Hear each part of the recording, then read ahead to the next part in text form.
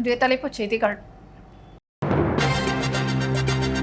தேசிய ஜனநாயக கூட்டணி முதலமைச்சர் ரங்கசாமி தலைமையில்தான் இருக்கும். வருகின்ற 2026 அவர்தான் முதலமைச்சர். பாஜக தலைவர் VP ராமலிங்கம் உறுதி. 10 அம்ச கோரிக்கைகளை வலியுறுத்தி புதுச்சேரி உழவர்கரை நகராட்சி ஊழியர்கள் ஒருநாள் விடுப்பு எடுத்து கண்டன ஆர்ப்பாட்டம். காலம் கடத்தியும் தகவல் அளிக்காமல் தாமதித்த பொது தகவல் அதிகாரி மீது முன்னாள் மீனவ பஞ்சாயத்து தலைவர் கலெக்டரிடம் மேல்முறையீடு. மத்திய அரசு கொண்டு வரும் நல்ல திட்டங்களை குறை கூறுவதே திமுகவின் வேலை என்று புதுச்சேரி பாஜக மாநில தலைவர் VP ராமலிங்கம் குற்றம் சாட்டியுள்ளார்.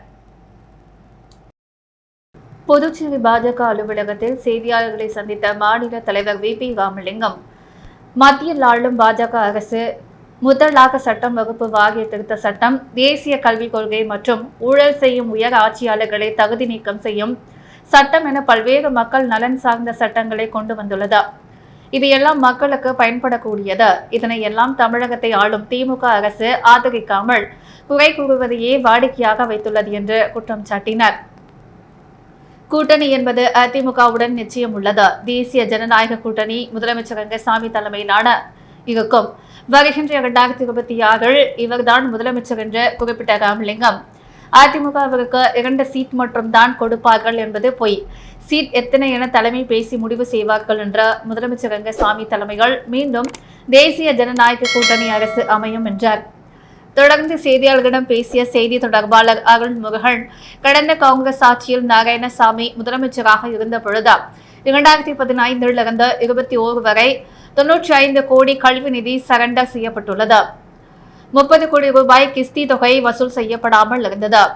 பட்ஜெட் தொகைக்கு கடன் வாங்கப்பட்டுள்ளது. அதை செலவு செய்யாமல் வட்டி மட்டுமே காங்கிரஸ் அரசு கட்டிக் கொண்டிருந்தது.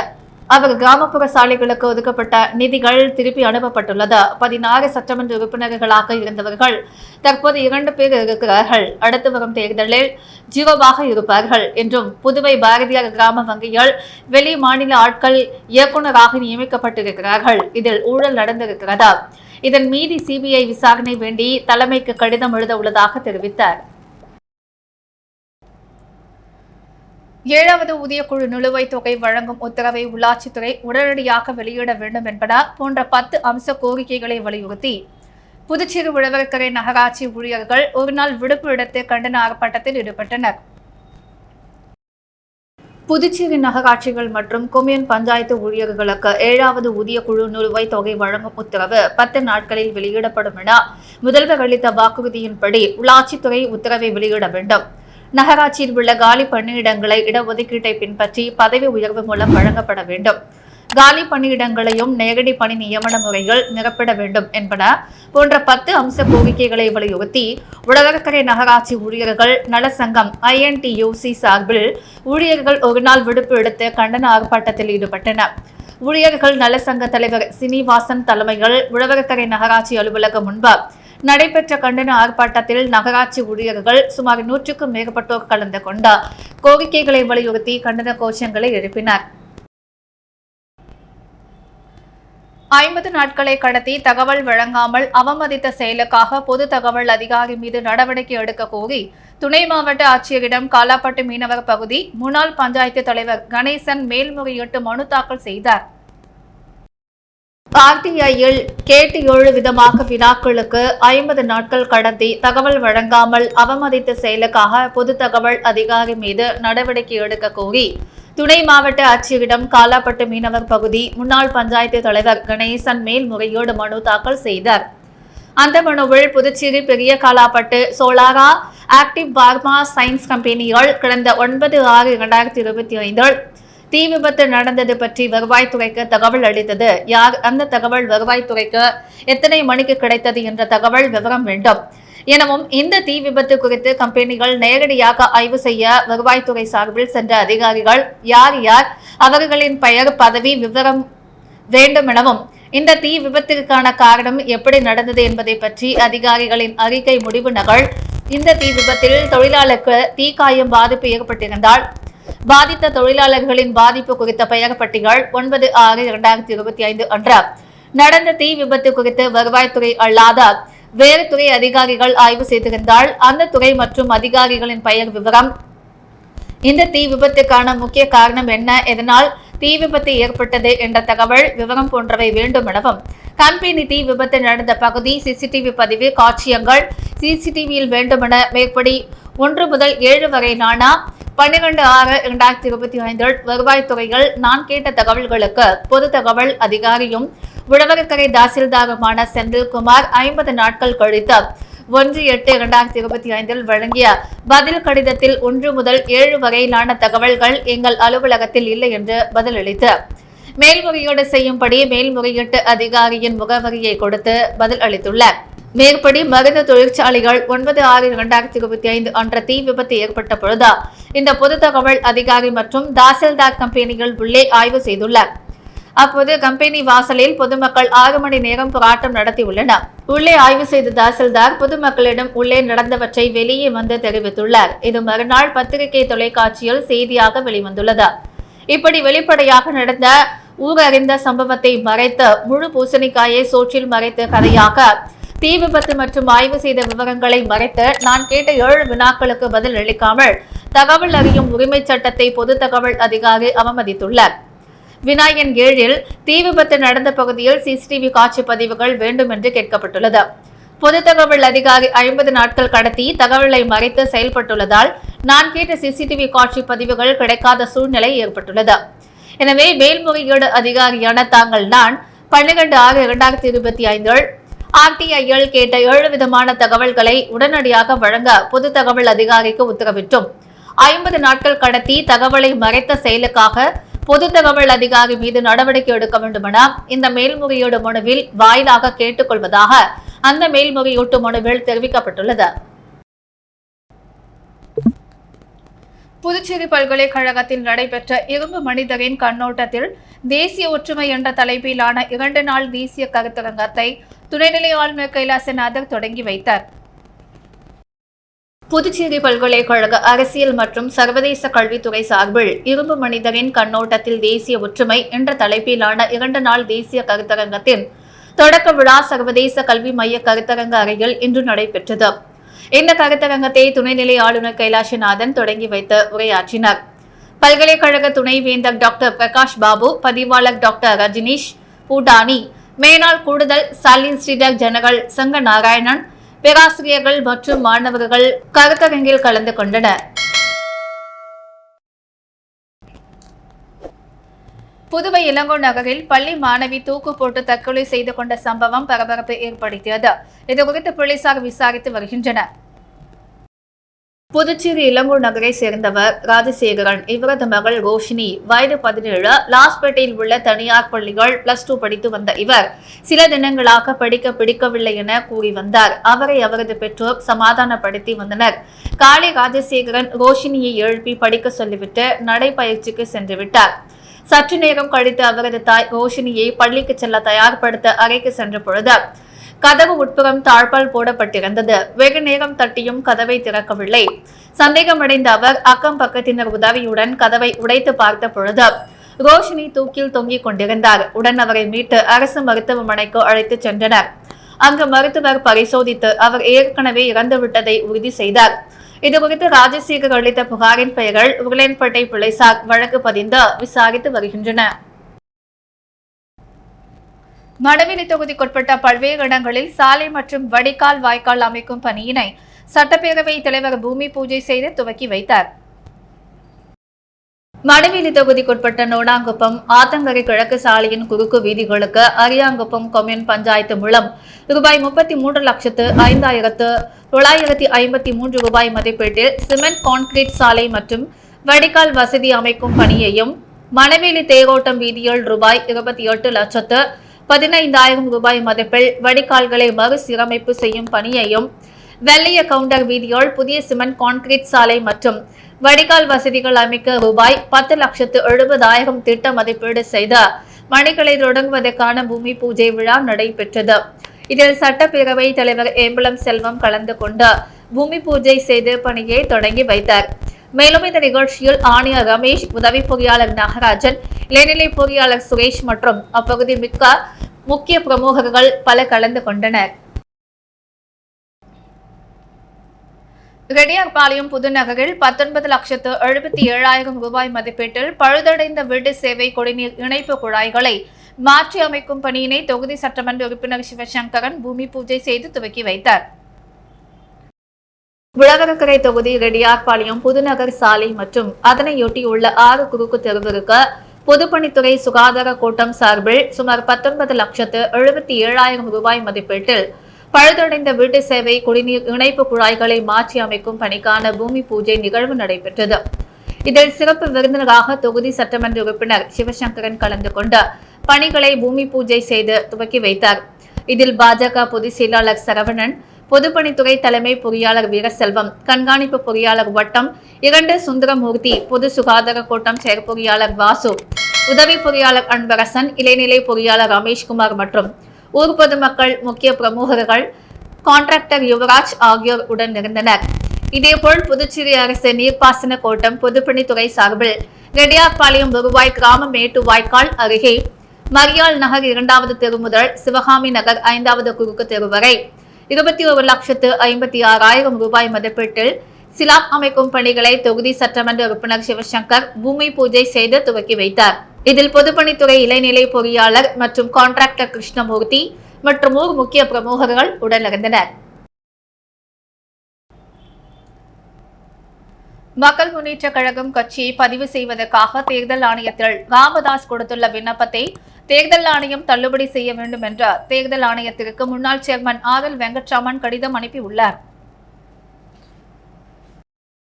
புதுச்சேரி மாநில மக்கள் முன்னேற்ற கழக முன்னாள் சேர்மன் ஆர்.எல். வெங்கட்ராமன் தேர்தல் ஆணையத்திற்கு அனுப்பியுள்ள கடிதத்தில் புதுச்சேரி மாநில மக்கள் முன்னேற்ற கழகம் கட்சியை பதிவு செய்வதற்காக தேர்தல் ஆணையத்தின் நடைமுறை விதிகளின்படி 9 பேர் கொண்ட மாநில நிர்வாகிகளும் 100க்கும் மேற்பட்ட உறுப்பினர்களும் சேர்ந்த கூட்டத்தில் எடுக்கப்பட்ட முடிவின்படி கட்சியை பதிவு செய்வதற்காக தேர்தல் ஆணையத்தில் ராமதாஸ் விண்ணப்பம் அனுப்பியிருந்தார்.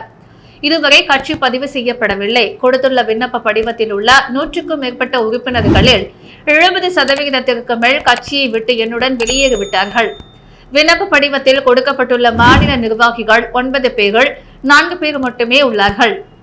ஆகவே கட்சியை பதிவு செய்ய தேர்தல் ஆணையத்தின் நடைமுறை விதிகளுக்கு மாறாக குறைந்த அளவு உறுப்பினர்கள் உள்ள காரணத்தினால் ராமதாஸ் கட்சியை பதிவு செய்ய கொடுத்துள்ள விண்ணப்பம் முழுமை பெறாத நிலையில் விண்ணப்பத்தை தள்ளுபடி செய்ய வேண்டும் என்ற தேர்தல் ஆணையத்திற்கு கடிதம் எழுதியுள்ளேன். அதில் புதுச்சேரி மாநில மக்கள் முன்னேற்ற கழகத்தின் முன்னாள் சேர்மன் ஆர்.எல். வெங்கட்ராமன் ஆகிய நான் தங்களின் மேலான கவனத்திற்காக இந்த கடிதத்தை அனுப்புகிறேன். புதுச்சேரி மாநில மக்கள் முன்னேற்ற கழகம் என்ற பெயரில் புதுச்சேரி மக்களின் முன்னேற்றத்திற்காக அரசியல் கட்சி ஒன்றை 2023 ஆண்டு நவம்பர் 1ஆம் தேதி ஆரம்பிக்கப்பட்டது. கட்சியில் 9 பேர் கொண்ட மாநில நிர்வாகிகள் பட்டியல் 2023 ஆண்டு டிசம்பர் மாதம் 11ஆம் தேதி அன்று புதுச்சேரி பத்திரிகையாளர்கள் சந்திப்பில் அறிவிக்கப்பட்டது.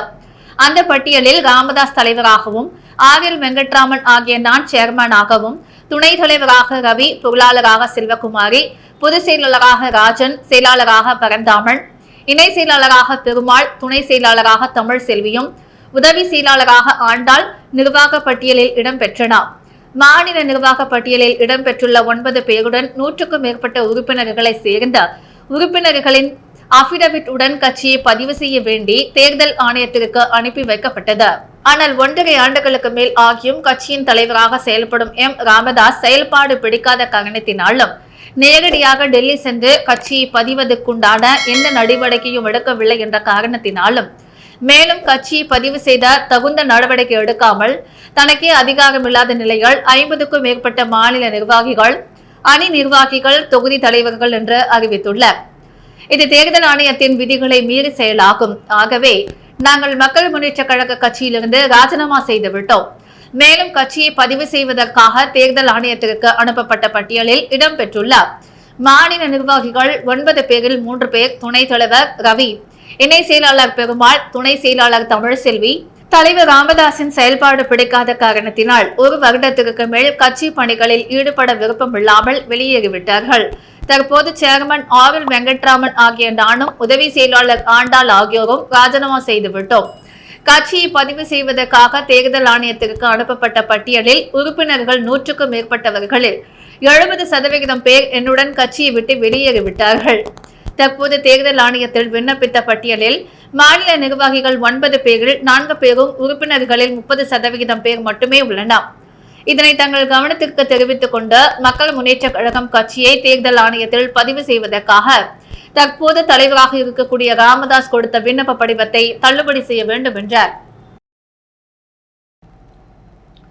உப்பளம் திப்பு சாஹிப் வீதி அருள்மிகு ஸ்ரீ பெரியபாளையத்தம்மன் கோவில் கருங்கல்லால் ஆன நுழைவு வாயில் கொண்டு வரப்பட்டு சட்டமன்ற உறுப்பினர் அனிபால் கென்னடி முன்னிலையில் சிறப்பு பூஜைகள் நடத்தப்பட்டு நிறுவப்பட்டது. புதுச்சேரி உப்பளம் தொகுதி திப்பு சாஹிப் வீதி பாண்டியன் சந்தை சந்திப்பில் அமைந்துள்ள அருள்மிகு ஸ்ரீ பெரியபாளையத்தம்மன் கோவில் புதுப்பிக்க வேண்டி நிலை ஏற்பட்டதால் ஆலம் முழுமையாக திருப்பணி செய்ய தீர்மானிக்கப்பட்டது. இதனைத் தொடர்ந்து புனரமைப்பு மற்றும் கட்டுமான பணிகள் தற்போது நடைபெற்று வருகின்றன. இந்த நிலையில் திருவக்கரை ஊரிலிருந்து கருங்கல்லால் ஆன நுழைவு வாயில் கொண்டு வரப்பட்ட சிறப்பு பூஜைகள் நடத்தப்பட்டு நிறுவப்பட்டது. இந்த நிகழ்வில் பொதுமக்களுடன் உப்பளம் தொகுதி சட்டமன்ற உறுப்பினர் அனிபால் கென்னடி கலந்து கொண்டு சிறப்பித்தார். அப்போது ஊர் நிர்வாகி பழனி, திமுக துணை செயலாளர் நிசாக், மாநில மீனவர் அணி துணை அமைப்பாளர் விநாயகமூர்த்தி, கிளை செயலாளர்கள் உதயராஜ், ராகேஷ், தொகுதி இளைஞர் அணி துணை அமைப்பாளர் பிலிப், கழக சகோதரர் சகாயம், அலெக்ஸ் மோரிஸ் ஆகியோர் உடனிருந்தனர். புதுச்சேரி சாரம் சுப்பிரமணிய சுவாமி நாகமுத்து மாரியம்மன் கோவில் பூங்குளம் சீரமைப்பு பணி நடைபெற்று வருகிறது. புதுச்சேரி காமராஜர் நகர தொகுதிக்குட்பட்ட சாரம் சுப்பிரமணிய சுவாமி நாகமுத்து மாரியம்மன் கோவில் தேவஸ்தானத்திற்கு சொந்தமான பூங்குளத்தை சுத்தம் செய்யும் பணியினை அமைச்சர் ஜான்குமார் பரிந்துரையின் பெயரில் ஜோப் சார்லஸ் மார்டின் சொந்த செலவில் சுத்தம் செய்யும் வேலை நடந்து வருகிறது. ஜேசிபி இயந்திரம் கொண்ட ஊழியர்கள் சுத்தம் செய்து வருகின்றனர். போலியாக உருவாக்கப்பட்ட பங்குச்சந்தையில் 2,71,00,000 ரூபாய் முதலீடு செய்த அரவிந்தர் ஆசிரம ஊழியர் பணத்தை இழந்தார். புதுச்சேரி குறிச்சிக்குப்பத்தைச் சேர்ந்த 72 வயது நபர் ஆசிரமத்தில் பணியாற்றுகிறார். பங்குச்சந்தைகளில் முதலீடு செய்வது தொடர்பாக ஆன்லைனில் அவரை தொடர்பு கொண்ட மர்ம நபர் முதலீடு செய்வதற்கான கம்ப்யூட்டர் இணைப்பு ஒன்றை அனுப்பினார். அந்த இணைப்பு உண்மையானதுதானா என யோசிக்காமல் பல தவணைகளாக 2,71,00,000 ரூபாய் முதலீடு செய்தார். அதில் அவருக்கு பல கோடி ரூபாய் லாபம் வந்துள்ளதாக போலியாக உருவாக்கப்பட்ட வங்கி கணக்கில் காண்பிக்கப்பட்டுள்ளது. அந்த பணத்தை எடுக்க முயன்ற போது முடியவில்லை. மோசடி கும்பலிடம் பணத்தை இழந்தது குறித்து அவர் அளித்த புகாரின் பெயரில் புதுச்சேரி சைபர் கிரைம் போலீசார் விசாரணை மேற்கொண்டு வருகின்றனர். இதுகுறித்து போலீசார் கூறுகையில், சமூக வலைதளங்களில் வரும் விளம்பரங்களின் உண்மை தன்மையை அறியாமல் பணத்தை முதலீடு செய்ய வேண்டாம். சைபர் குற்றம் சம்பந்தமாக 1900-0413 22761444 9489205246 எண்களில் புகார் அளிக்கலாம் என்றார். ஓய்வூதியர்களுக்கு எதிராக நிறைவேற்றப்பட்ட பென்ஷன் திருத்த சட்டத்தை திரும்ப பெற வேண்டும் உள்ளிட்ட பல்வேறு கோரிக்கைகளை வலியுறுத்தி புதுச்சேரி அரசு ஊழியர் சங்கங்களின் சம்மேளனத்தினர் கண்டன ஆர்ப்பாட்டத்தில் ஈடுபட்டனர். புதுச்சேரி அரசு ஊழியர்கள் சங்கங்களின் சம்மேளனம் சார்பில் மத்திய அரசு ஊழியர் மகா சம்மேளனத்தின் அறைகூவலை ஏற்ற பல்வேறு கோரிக்கைகளை வலியுறுத்தி புதுச்சேரி அண்ணா சிலை அருகே நேற்று மாலை ஆர்ப்பாட்டம் நடைபெற்றது. சம்மேளன தலைவர் ரவிச்சந்திரன் தலைமை தாங்கினார். நிர்வாகிகளின் பிரேமதாசன், ராதாகிருஷ்ணன், முனுசாமி, வானகவரம்பல், சிவஞானம், கலியபெருமாள், இளங்கோவன், ஜவஹர் நிரந்தர செய்தி தொடர்பாளர் கலைமாமணி டாக்டர் நமச்சிவாயம் மற்றும் அரசு ஊழியர்கள் பலரும் கலந்து கொண்டனர். அரசு ஊழியர்களுக்கு 8வது ஊதியக்குழு அமைக்கப்படும் என்று கடந்த ஜனவரி மாதம் மத்திய அரசு அறிவித்தது. வரும் 2026 ஜனவரி 1ஆம் தேதி 8வது ஊதியக்குழு அமல்படுத்தப்பட வேண்டியுள்ள நிலையில் 8 மாதமாகியும் இதுவரை ஊதியக்குழுவிற்கான தலைவர் மற்றும் உறுப்பினர்களை நியமிக்கப்படவில்லை.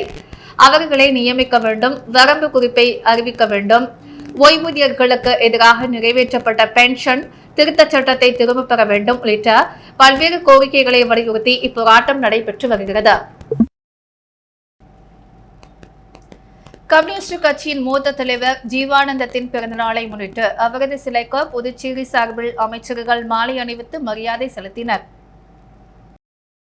இலக்கிய பேராசான், பொது உடைமைவாதி, கம்யூனிஸ்ட் தலைவர் ஜீவானந்தத்தின் பிறந்தநாள் விழா புதுவை அரசு சார்பில் இன்று கொண்டாடப்பட்டது. இதனையொட்டி சாரம் அவை திடலில் உள்ள அவரது சிலைக்கு அமைச்சர்கள் லட்சுமி நாராயணன், ஜான்குமார், துணை சபாநாயகர் ராஜவேலு, சட்டமன்ற உறுப்பினர் KSP ரமேஷ் ஆறுமுகம் ஆகியோர் மாலை அணிவித்து மரியாதை செலுத்தினர். தொடர்ந்து இந்திய கம்யூனிஸ்ட் கட்சியினர் மாநில செயலாளர் சலீம் தலைமையில் முன்னாள் அமைச்சர் விஸ்வநாதன், முன்னாள் சட்டமன்ற உறுப்பினர் நாரா கலைநாதன் ஆகியோர் சிலைக்கு மாலை அணிவித்தனர். இந்த நிகழ்ச்சியில் கம்யூனிஸ்ட் கட்சியைச் சேர்ந்த நிர்வாகிகள் பலர் கலந்து கொண்டனர். மீன்வளம் மற்றும் மீனவர் நலத்துறை சார்பில் இறந்தவர்களுக்கான ஈமச்சடங்கு உதவித்தொகையினை சட்டமன்ற உறுப்பினர் பாஸ்கர் பயனாளிகளுக்கு வழங்கினர். மீன்வளம் மற்றும் மீனவர் நலத்துறை சார்பில் ஓய்வூதியம் பெறுகின்ற அரியாங்குப்பம் தொகுதியை சேர்ந்த மீனவர்களுக்கு ஈமச்சடங்கு உதவித்தொகையை பெறுவதற்கான அரசு ஆணை வழங்கும் நிகழ்ச்சி அரியாங்குப்பம் சட்டமன்ற உறுப்பினர் அலுவலகத்தில் நடைபெற்றது. இதில் சட்டமன்ற உறுப்பினர் பாஸ்கர் என்கிற தட்சிணாமூர்த்தி கலந்து கொண்ட 13 பயனாளிகளுக்கு தலா ரூபாய் 15,000 வீதம் உதவித்தொகை பெறுவதற்கான ஆணையை வழங்கினார். இந்த உதவித்தொகை அவரவர் வங்கி கணக்குகள் மீன்வளத்துறை மூலம் வரவு வைக்கப்படும். இந்நிகழ்ச்சியில் அப்பகுதியைச் சேர்ந்த என்ஆர் காங்கிரஸ் நிர்வாகிகள், பொறுப்பாளர்கள் பலர் கலந்து கொண்டனர். திருபுவனையில் முன்னாள் சபாநாயகர் ப. கண்ணன் பிறந்தநாள் விழாவை முன்னிட்டு பொதுமக்களுக்கு நலத்திட்ட உதவி வழங்கப்பட்டது. திருபுவனை தொகுதி சார்பில் முன்னாள் சபாநாயகர் ப. கண்ணன் 74வது பிறந்தநாள் விழா திருபுவனை 4 முனை சந்திப்பில் நடைபெற்றது. இந்நிகழ்ச்சிக்கு திருபுவனை தொகுதி ப. கண்ணன் ஆதரவாளர்கள் சன்னியாசிக்குப்பம் சங்கர் தலைமையில் கண்ணன் திருவுருவப்படத்திற்கு மாலை அணிவித்து கேக் வெட்டி இனிப்புகள் வழங்கி பிறந்தநாள் விழா கொண்டாடப்பட்டது. இந்நிகழ்ச்சியில் INTU தலைவர் எல்லப்பன், மூத்த தலைவர் ஐயனார், ஏழுமலை வெங்கடேசன், ராஜேந்திரன், ராஜீவ்காந்தி, கருணாகரன், கலையரசன், துலகானம், ராமானுஜம், திருமூர்த்தி, வெற்றிவேல், சீனிவாச பெருமாள், மோகன், வினோபா, அருணாச்சலம் ஆகிய ஆதரவாளர்கள் கலந்து கொண்டார். ப. கண்ணன் திருவுருவப்படத்திற்கு மலர் தூவி வணங்கினார்கள். இந்த நிகழ்ச்சியில் 100க்கும் மேற்பட்ட ப. கண்ணன் ஆதரவாளர்கள், தொண்டர்கள், பொதுமக்கள் என பலர் கலந்து கொண்டனர். நோனாங்குப்பம் சுண்ணாம்பாற்றில் தூர்வாரும் பணியினை சட்டப்பேரவை தலைவர் ஏம்பலம் செல்வம் பூமி பூஜை செய்து துவக்கி வைத்தார். மணவெளி தொகுதி நோனாங்குப்பம் படகு குழாயில் இருந்து நாள்தோறும் சுற்றுலா பயணிகள் பாரடைஸ் கடற்கரைக்கு படகுகள் மூலம் சென்று வருகின்றன. இந்நிலையில் நீண்ட நாட்களாக ஆற்றில் தூர்வாரப்படாததால் ஆங்காங்கே மணல் குவியலாக்கி படகு போக்குவரத்திற்கு இடையூறாக்கி ஒரு குறுகிய பாதை வழியாக மட்டுமே ஆற்றில் படகுகள் பாரடைஸ் கடற்கரைக்கு சென்று வருகின்றன. மேலும் சுற்றுலா பயணிகளின் வருகை அதிகரிப்பதாலும் சுற்றுலா பயணிகள் சிறிய படகுகள் மூலம் ஆற்றில் படகு சவாரி செய்வதற்கு ஏதுவாக ஆற்றில் தூர்வாரி ஆழத்தை அதிகப்படுத்துவதற்காக புதுச்சேரி அரசு பொதுப்பணித்துறை நீர்ப்பாசன கோட்டம் மூலம் தூர்வாரி ஆழப்படுத்த ரூபாய் 47,67,058 ரூபாய் திட்ட மதிப்பீடு செய்த பணி ஆணை பெற்று அப்பகுதியை தொடங்குவதற்கான பூமி பூஜை நடைபெற்றது. இதில் சட்டப்பேரவை தலைவர் ஏம்பலம் செல்வம் கலந்து கொண்டு பூமி பூஜை செய்து தூர்வாரும் பணியை தொடங்கி வைத்தார். மேலும் இந்நிகழ்ச்சியில் பொதுப்பணித்துறை நீர்ப்பாசன கோட்டம் செயற்பொறியாளர் ராதாகிருஷ்ணன், உதவி பொறியாளர் மதிவாணன், இளைநிலை பொறியாளர் பிருத்திவிராஜ் மற்றும் படகு குழாய் அதிகாரிகள், ஊழியர்கள் மற்றும் அப்பகுதி முக்கிய பிரமுகர்கள், பொதுமக்கள் பல கலந்து கொண்டனர். அரியாங்குப்பம் டோல்கேட் பகுதியில் உள்ள அருள்மிகு மன்னாத்த சுவாமி ஸ்ரீ பச்சைவாழி அம்மன் ஆலயத்தின் 7ஆம் நாள் உற்சவத்தில் சட்டமன்ற உறுப்பினர் பாஸ்கர் கலந்து கொண்டு சுவாமி தரிசனம் செய்தார். அரியாங்குப்பம் டோல்கேட் பகுதியில் எழுந்தருளியுள்ள அருள்மிகு மன்னா சுவாமி ஸ்ரீ பச்சைவாழி அம்மன் ஆலயத்தின் தீமிதி திருவிழா கடந்த வாரம் கொடியேற்றத்துடன் துவங்கியது. தொடர்ந்து இவ்வாலயத்தில் அம்மனுக்கு சிறப்பு அபிஷேக ஆராதனைகளுடன் சுவாமி வீதி உலா நடைபெற்று வருகிறது. இதில் 7ஆம் நாள் உற்சவம் நேற்று மாலை நடைபெற்றது. ஸ்ரீ பச்சைவாழி அம்மன் உற்சவ மூர்த்தியின் சிறப்பு அலங்காரத்தில் சுவாமி வீதி உலா காட்சி மாட வீதிகளில் பருவ ராஜகுல மரபினர்கள் உபயத்தில் நடைபெற்ற இவ்விழாவில் அரியாங்குப்பம் சட்டமன்ற உறுப்பினர் பாஸ்கர் என்கிற தட்சிணாமூர்த்தி சிறப்பு விருந்தினராக கலந்து கொண்டார். சுவாமி தரிசனம் செய்து வழிபட்டார். இவ்விழாவிற்கான ஏற்பாடுகளை பஞ்சாயத்து கௌரவ தலைவர் சங்கர், தலைவர் இளவழகன், செயலாளர் சதீஷ், பொருளாளர் தினேஷ் மற்றும் பஞ்சாயத்து பொறுப்பாளர்கள் கோவிந்தசாமி, ஜெயபிரகாஷ், கணேசன், நடராஜ், செந்தில்நாதன், தர்மராஜ், சத்யவாணன், அருணாச்சலம் மற்றும் ராதாகிருஷ்ணன் நகர் தலைவர், செயலாளர், பொருளாளர் உள்ளிட்ட நிர்வாகிகள், ஊர் பொதுமக்கள் இணைந்து செய்திருந்தனர். அரியாங்குப்பம் ராகவ செட்டியார் தோப்பில் எழுந்தருளியுள்ள அருள்மிகு ஸ்ரீ ஏழைமுத்து மாரியம்மன் ஆலய திருப்பணிக்கு முன்னாள் அரியாங்குப்பம் கொம்யூன் சேர்மன் ஆனந்தன் 20,000 ரூபாய் நன்கொடை வழங்கினார். அரியாங்குப்பம் கொம்யூன் கடலூர் சாலையில் ராகவா செட்டியார் தோப்பில் டாக்டர் அம்பேத்கர் நகரில் எழுந்தருளியுள்ள அருள்மிகு ஸ்ரீ ஏழைமுத்து மாரியம்மன் ஆலய திருப்பணி மற்றும் ராஜகோபுரம் அமைக்கும் பணி நடைபெற்று வருகிறது. இந்த பணிக்கான நன்கொடைகள் கொடுத்திட உதவுமாறு ஆலய நிர்வாகிகள் சார்பில் அரியாங்குப்பம் முன்னாள் சேர்மன் ஆனந்தனிடம் கேட்டுக்கொண்டனர்.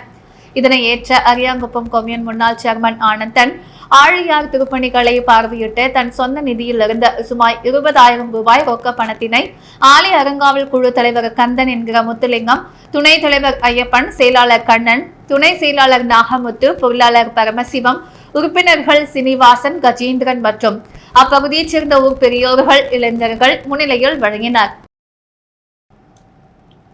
புதுச்சேரி குயவர்பாளையம் சுப்பிரமணிய கோவில் வீதியில் உள்ள அருள்மிகு ஸ்ரீ முத்து விநாயகர் ஸ்ரீ முத்து குமாரசுவாமி தேவஸ்தானத்தில் மகா கும்பாபிஷேகம் 5ஆம் ஆண்டு தொடக்க விழா நடைபெற்றது.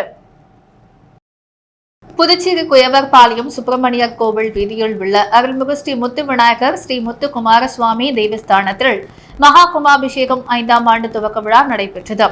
இதனை முன்னிட்டு அனைத்து தேவாத மூர்த்திகளுக்கும் அபிஷேகம் செய்யப்பட்டது. தொடர்ந்து ஸ்ரீ வள்ளி தேவி சேனா சமய அருள்மிகு செல்வ முத்துக்குமார சுவாமிக்கு 108 பக்தர்களால் 108 அபிஷேக பொருட்கள் கொண்டு மகா அபிஷேகம் நடைபெற்றது. தொடர்ந்து மகா தீபாரதனை காண்பிக்கப்பட்டது. இதில் திரளான பக்தர்கள் கலந்து கொண்டு அனைவருக்கும் பிரசாதம் மற்றும் அன்னதானம் வழங்கப்பட்டது. இதற்கான ஏற்பாடுகளை தலைவர் கணேஷ், துணைத் தலைவர் ரமேஷ், செயலாளர் கோபால், பொருளாளர் கணேஷ், உறுப்பினர் இந்திரா, நிர்வாக அதிகாரி செந்தில்குமார் மற்றும் உற்சவத்தார ராமமூர்த்தி மற்றும் விழாக்குழுவினர் சிறப்பாக செய்திருந்தனர்.